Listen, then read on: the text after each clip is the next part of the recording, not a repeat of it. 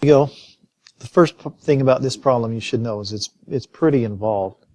It's going to take us a while to work through this.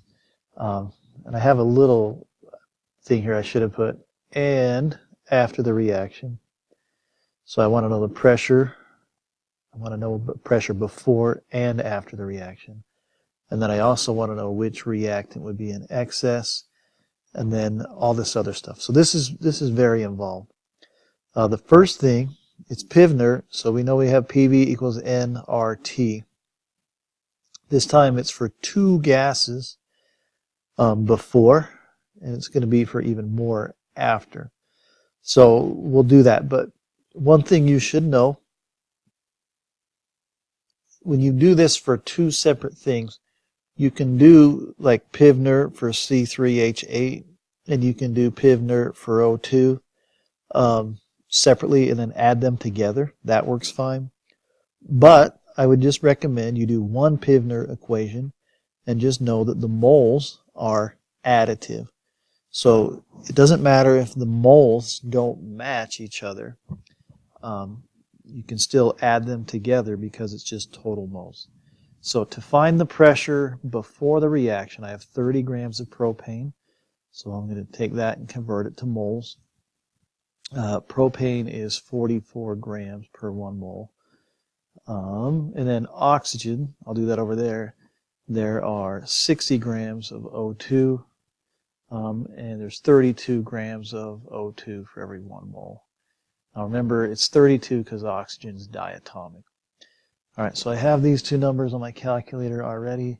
The 30/44 is 0.68. I'm going to round that to 0.682. And this is 1.875. Now, if I add both of these together, that will tell me my total amount of moles. So let me pause that and add. When you hear some yelling, if you hear it, it's my kids playing downstairs. 2.557 is the answer I got for N. Okay, so then I just plug it into Pivner. I want to know pressure, so pressure equals nRT over V. So I just did N, 2.557 times 0.0821 times temperature, room temperature. We've gone over that. That's 298 divided by my 3 liters. And I'll get some answer. I'm going to put it right down here. I get 20.853. All right, that's my ATM. And don't panic. That's completely acceptable. With this amount of stuff in that small of a space, that's a fine pressure. Okay, so that takes care of the before. So now, let's talk about after the reaction. Okay, so this is what you need to know about after the reaction. And this is when life gets complicated because now we do chemistry instead of math. We include the chemistry now. C3H8. This is a combustion reaction. Goes to CO2 plus H2O. And then we have to balance it. Start with a 2, balance carbons. Take the number with H, put it in front of water. 6 times 2 is 12 plus 8, that's 20, but divide it in half, we get a 10. And then to save me a lot of work in the long run, I'm just going to divide this all by 2 because it can be reduced. And there's my coefficient. All right, so what we need to know is we need to know that as this reaction went forth, it created a new gas called CO2. But if it's allowed to return to room temperature after, then the water will be liquid. Now, this was a gas. This is a gas. So what we have to do now to be able to know the pressure at the end is we need to know the number of moles left of each one. N of C3H8, N of O2, N of CO2. And then this one doesn't matter because it's not a gas. Now there is some vapor pressure, so that will matter. But essentially I'm looking for these 3 things based on my stoichiometry and limiting reactant rules that I had before from chapter 4. All right, so let's go here. Before the reaction, I had, how many moles of these? 0.682 moles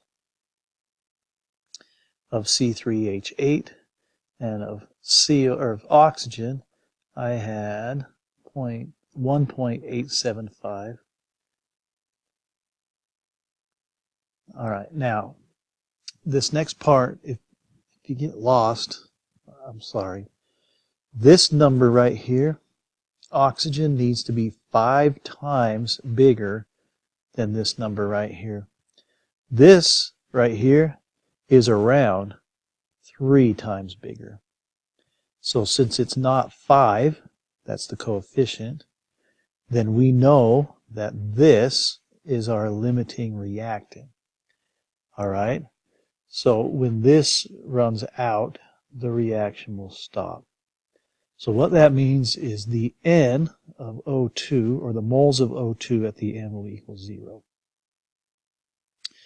So now I can use this to figure out the N of CO2 and then the amount used of C3H8, and then I'm off to the races. All right. Hopefully that makes sense so far. R here just to signify this is my limiting reactant. Now the nice thing about this is it's straight moles, so we don't have to worry about grams or anything. So to find the moles of CO2 produced, I just do a simple picket fence. I start with 1.875 moles of O2. All right, and then my coefficient for O2 is 5 moles O2. I got that from right here. All right, but I want CO2, so I come over here and it's a 3 moles. All right, so I take this number, multiply it by 3, and divide by 5. Get 1.125. Now when I make these videos, I'm classic for making math errors. If you type that and you get a different number, use the number you got. All right, so I get 1.125 moles of CO2. So remember, in order to know what's going on here, all right, I need to know the moles of O2, which we know is 0 because it was the limiting, moles of CO2 because that's the other gas that's produced, and I need to know the moles of C3H8 because this is my excess. I think my children just got home, so it's going to get a little bit louder. They're not quite home. All right, now there is one other gas that's going to be in this container, and that is the moles of H2O. Now I'm going to put that in a box because we're going to do that a little bit different than the rest. Okay, so far I know O2 is 0 because it's limiting. I just found CO2 to be 1.125, so I'm going to put that here. All right, and that's moles of CO2. Now this is excess. To find excess, I need my initial minus used. I come back here. My initial is 0.682. That goes all the way back to this. All right, so I'm going to put my 0.682, then minus used, I'm going to use my limiting reactant and a picket fence, 1.875 of O2.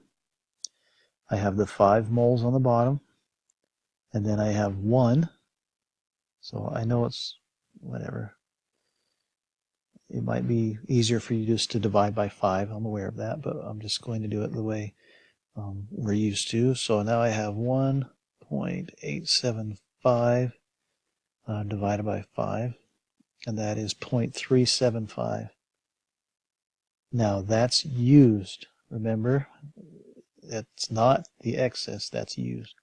So I come over here, 0.375, and now I'm going to subtract that from 0.682, and I get 0.307 moles. All right, and then we'll just worry about the water vapor. Final step to find the total pressure at the end is to know this torr.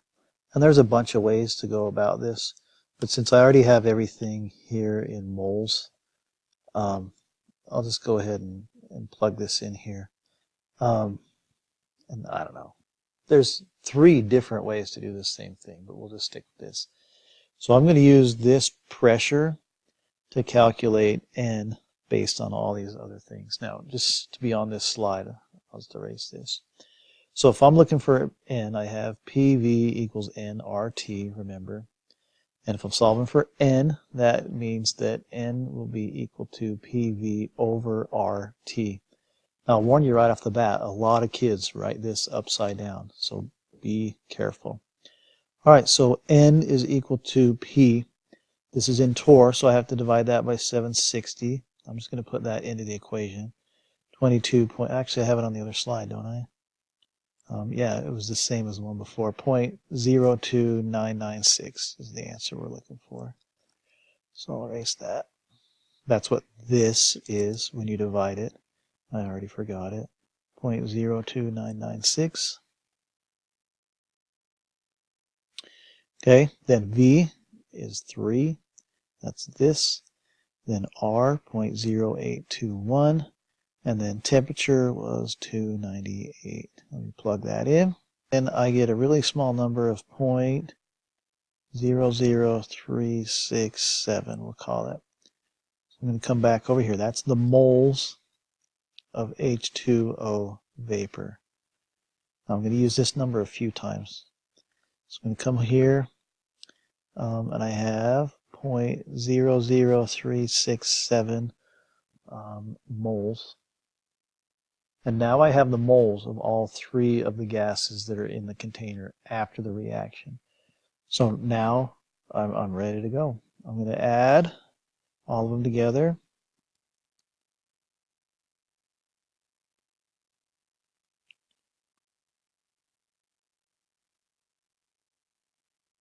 And I end up with, and I'm rounding, so you might get slightly different ones, but I get 1.43, I'm just going to round it here, 6 moles of stuff.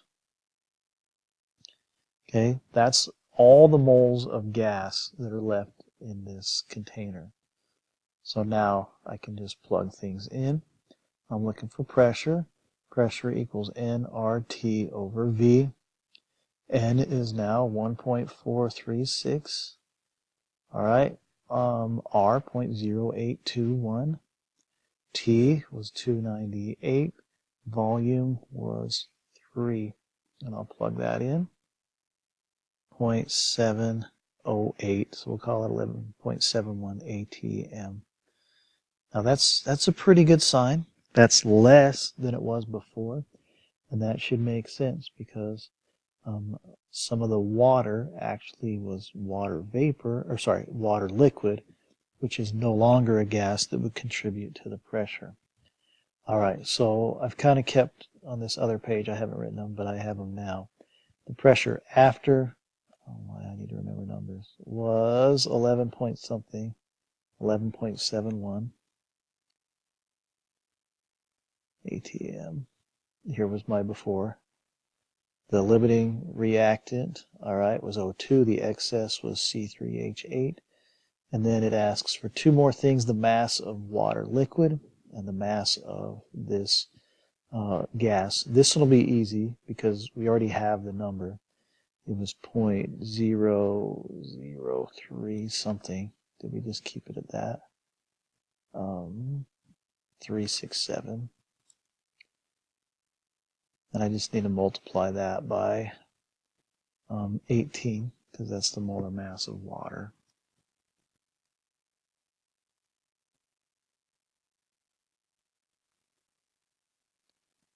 And I get 0.066 grams.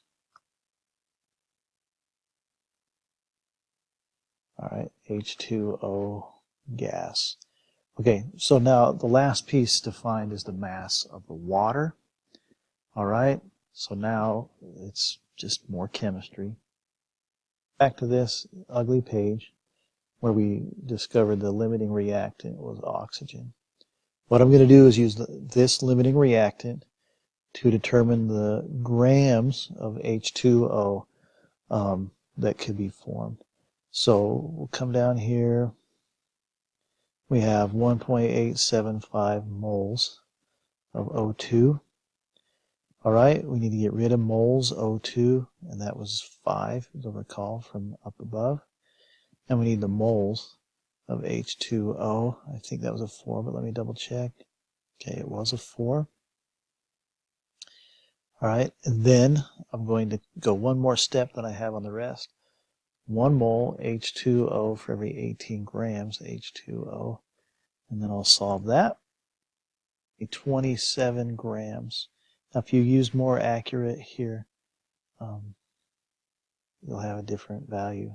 That blows me away that that's a whole number, but I guess it is.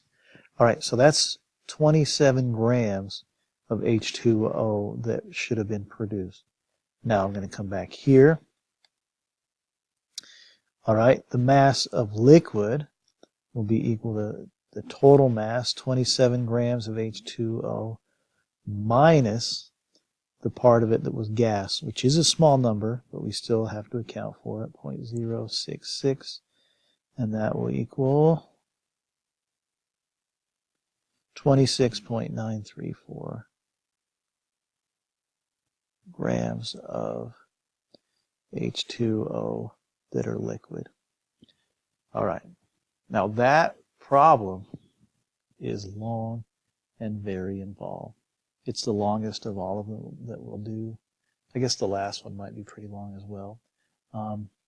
You just have to break it down piece by piece and remember each part of each chapter that we've been over. And I know that that's a lot, but we'll do a few more of these. This is similar to one on the test. The one on the test is not quite as hard as this one, but it's similar.